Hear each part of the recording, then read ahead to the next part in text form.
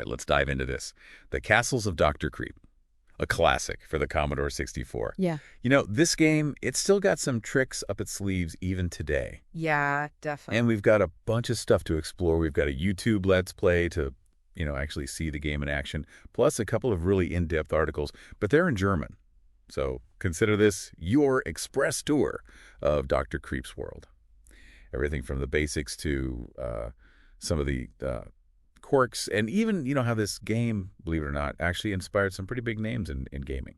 Yeah, and what's really interesting is we're not just looking back at an old game, we're actually looking at some of its design choices that were honestly way ahead of their time. It's true. And they actually ended up influencing games we still play today. Exactly. So picture this. You're stuck in Dr. Creep's castle. Each room's a puzzle, and you got to find the exit. Sounds simple enough? Yeah. Not so fast.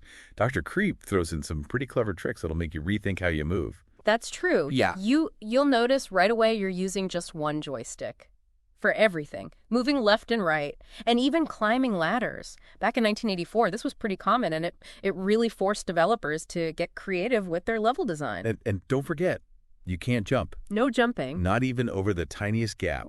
So just imagine conveyor belts speeding you up or even pushing you back, force field, zap you if you don't time it perfectly. Oh, yeah, and then there's laser guns. Yes, the laser guns. Sometimes they're deadly, but sometimes you can actually switch them off. Or even use them to your advantage to take out some of those enemies. That's when the game gets really clever, because it forces you to use your surroundings. Yeah, for sure. It really encourages you to use the environment. And speaking of enemies, you're going to encounter the classics. Mummies. They guard certain symbols. You disturb them, they're going to chase you. Uh-huh. And then there's Frankenstein's monster.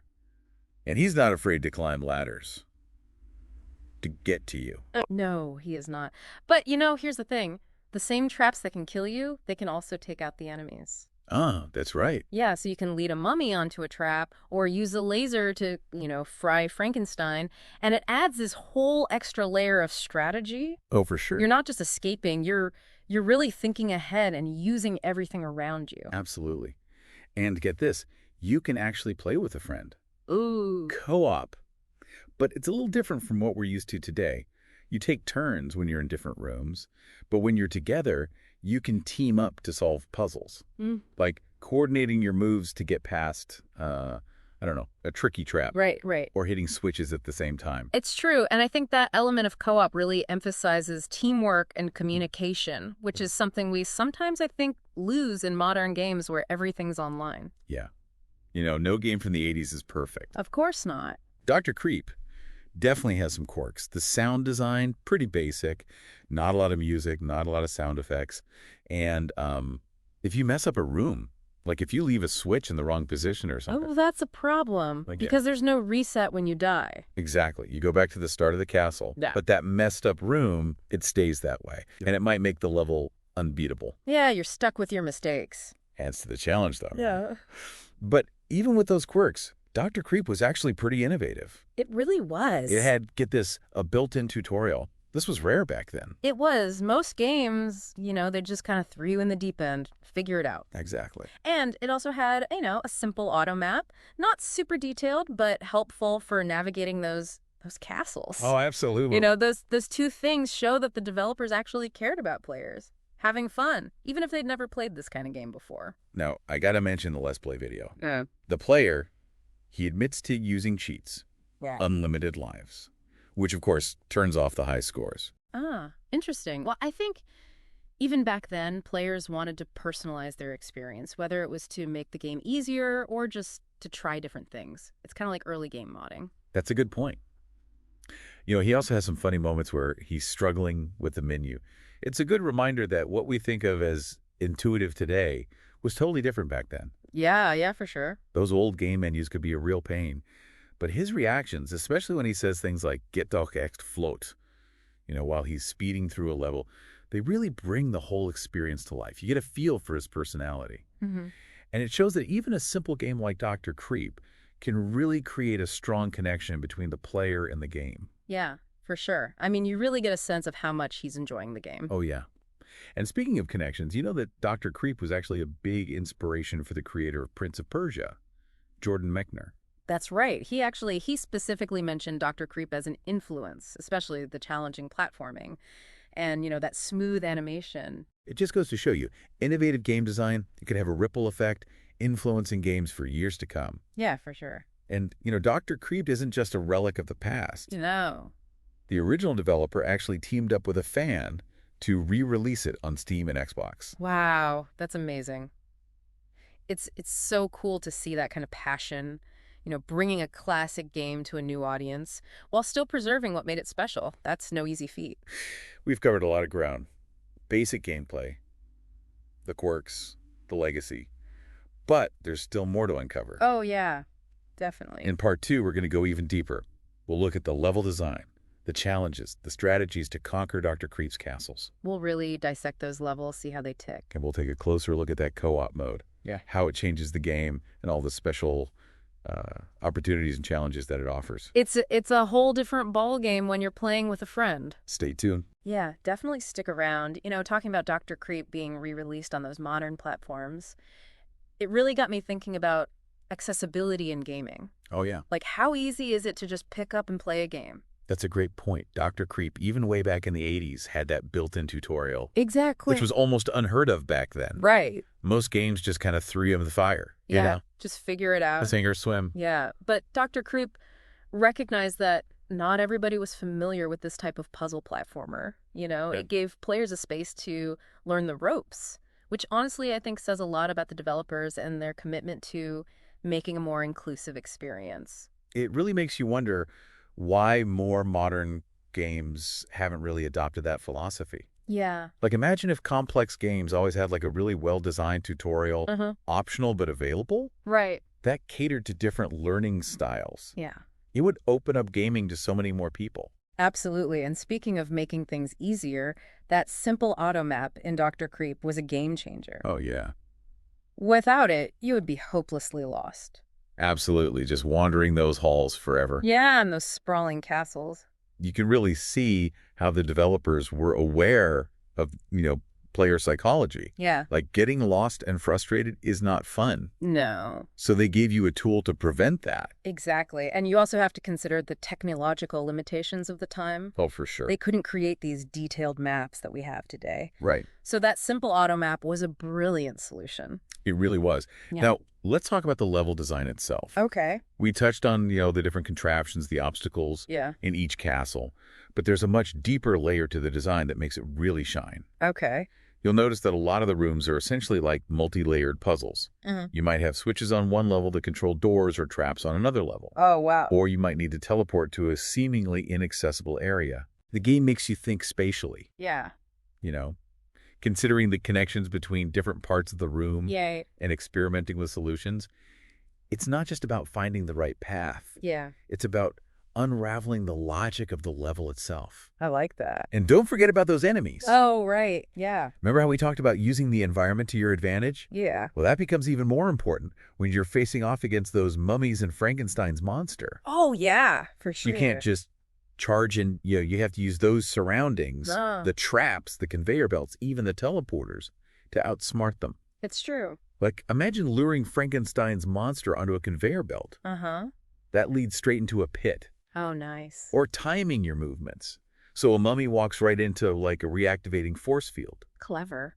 The game really rewards you for being clever and observant. Yeah. And the strategic thinking is even more crucial in co-op mode.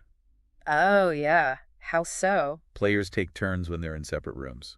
But when they're together, it becomes this collaborative puzzle-solving experience. Okay. Like, think about it. One player could distract Frankenstein's monster while the other player sneaks past or sets a trap. Oh, that's good. Or you could coordinate your movements to hit two switches simultaneously, which opens a door. Yeah.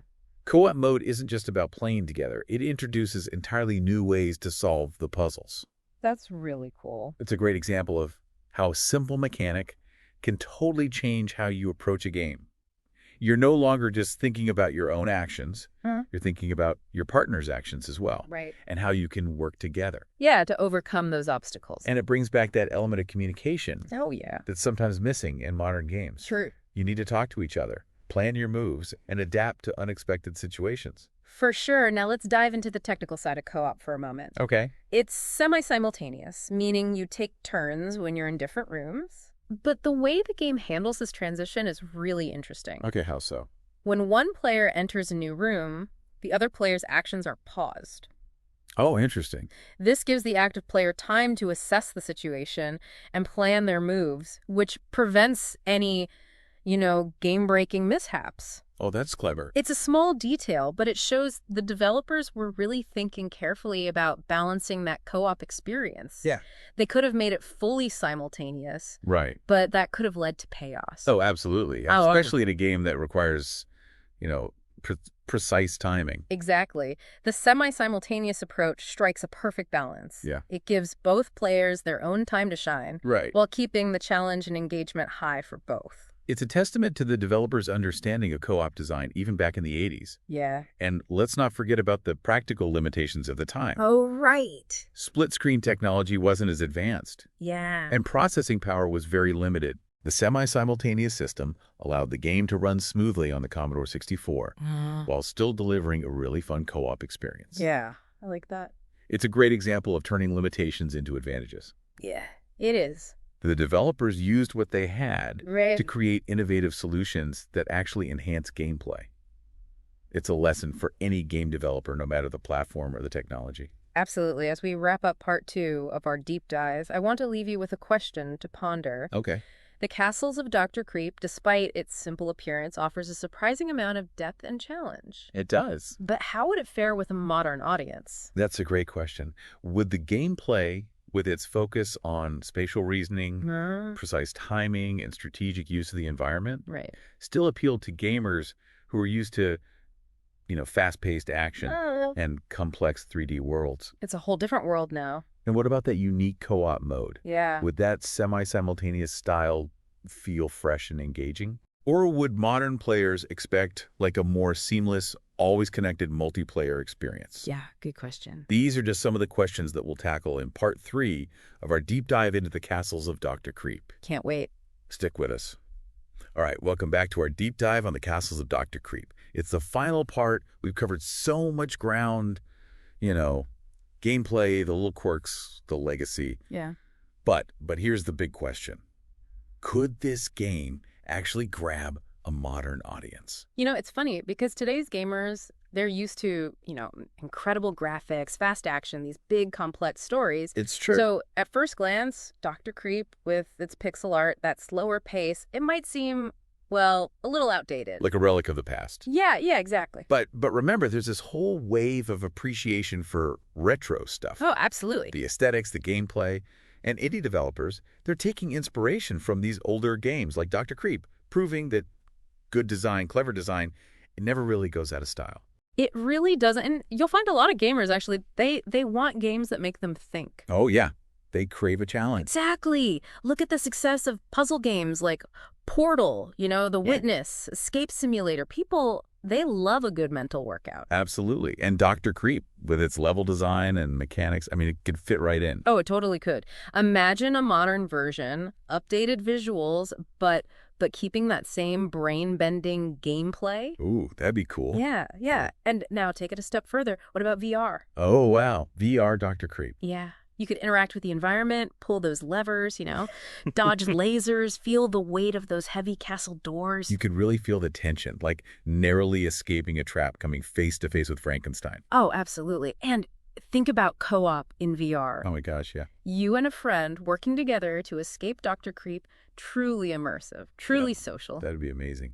Speaking of co-op, remember how we talked about how Dr. Creep's semi-simultaneous approach was kind of ahead of its time? Yeah. Would modern gamers who are used to, seamless online multiplayer, would they still find that fun? I think, there's something really special about that turn-based co-op. It forces you to communicate, to think ahead. And in today's world, that slower, more deliberate style of play, it could be refreshing. Yeah, it's true. It reminds us of when gaming was a much more social thing, sitting right next to your friend. Exactly. And let's not forget those technical advantages. Oh, right. Semi-simultaneous, it allows for smoother gameplay, especially on devices with limited processing power. And it avoids the potential for chaos that fully simultaneous could bring, where players might accidentally mess each other up. Oh, yeah. Stepping on each other's toes. Exactly. So, to answer our question, could the Castles of Dr. Creep win over a modern audience? I think, yeah, absolutely. It's got timeless appeal, clever design, that VR potential. Definitely. This classic game, it could find a whole new home with today's gamers. Who knows? Yeah. Maybe it'll even inspire a new ways of these puzzle platformers, the kind that focus on thinking, collaborating, and really just the joy of conquering a challenge. I hope so. Well, we've had quite the journey through the Castles of Dr. Creep, from the Commodore 64 to, well, maybe even the future of gaming. But the conversation, it doesn't end here. What do you think? Would you brave those castles? Let us know. And until next time, happy gaming.